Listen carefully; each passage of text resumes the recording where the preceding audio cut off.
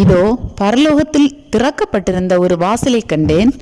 முன்னே எக்கால சத்தம் போல என்னுடனே பேச நான் கேட்டிருந்த சத்தமாவது, இங்கே ஏறி வா, இவைகளுக்கு பின்பு சம்பவிக்க வேண்டியவைகளை உனக்கு காண்பிப்பேன் என்று விளம்பினது. உடனே ஆவிக்குள்ளானேன். அப்பொழுது இதோ வானத்தில் ஒரு சிங்காசனம் வைக்கப்பட்டிருந்தது. அந்த சிங்காசனத்தின் மேல் ஒருவர் வீற்றிருந்தார். வீற்றிருந்தவர் பார்வைக்கு வச்சிரக்கல்லுக்கும் பதுமராகத்துக்கும் ஒப்பாயிருந்தார். அந்த சிங்காசனத்தை சுற்றி ஒரு வானவில் இருந்தது. அது பார்வைக்கு மரகதம் போல் தோன்றிற்று. அந்த சிங்காசனத்தை சூழ 24 சிங்காசனங்கள் இருந்தன. 24 மூப்பர்கள் வெண் வஸ்திரம் தரித்து தங்கள் சிரசுகளில் பொன்முடி சூடி அந்த சிங்காசனங்களின் மேல் உட்கார்ந்திருக்க கண்டேன்.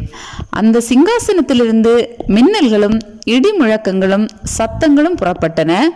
தேவனுடைய 7 ஆவிகளாகிய 7 அக்கினி தீபங்கள் சிங்காசனத்திற்கு முன்பாக எரிந்து கொண்டிருந்தன. அந்த சிங்காசனத்திற்கு முன்பாக பளிங்கு கொப்பான கண்ணாடி கடல் இருந்தது. அந்த சிங்காசனத்தின் மத்தியிலும் அந்த சிங்காசனத்தை சுற்றிலும் 4 ஜீவன்கள் இருந்தன.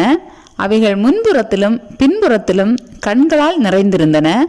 முதலாம் ஜீவன் சிங்கத்திற்கு ஒப்பாகவும், 2ஆம் ஜீவன் காளைக்கொப்பாகவும், 3ஆம் ஜீவன் மனுஷ முகம் போன்ற முகம் உள்ளதாகவும், 4ஆம் ஜீவன் பறக்கிற கழுகுக்கு ஒப்பாகவும் இருந்தன. அந்த 4 ஜீவன்களிலும் ஒவ்வொன்று அவ்வாறு சிறகுகள் உள்ளவைகளும் சுற்றிலும் உள்ளேயும் கண்களால் நிறைந்தவைகளுமாய் இருந்தன.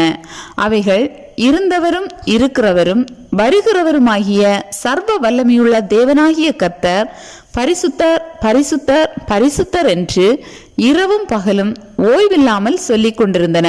அந்த ஜீவன்கள் மகிமையையும் கனத்தையும் ஸ்தோத்திரத்தையும் செலுத்தும் போது 24 மூப்பர்களும் சிங்காசனத்தின் மேல் வீற்றிருக்கிறவருக்கு முன்பாக வணக்கமாய் விழுந்து சதா காலங்களிலும் உயிரோடு இருக்கிறவரை தொழுது கொண்டு தங்கள் கிரீடங்களை சிங்காசனத்திற்கு முன்பாக வைத்து, கர்த்தாவே, தேவரீர் மகிமையையும் கனத்தையும் வல்லமையையும் பெற்றுக்கொள்கிறதற்கு பாத்திரராய் இருக்கிறீர்.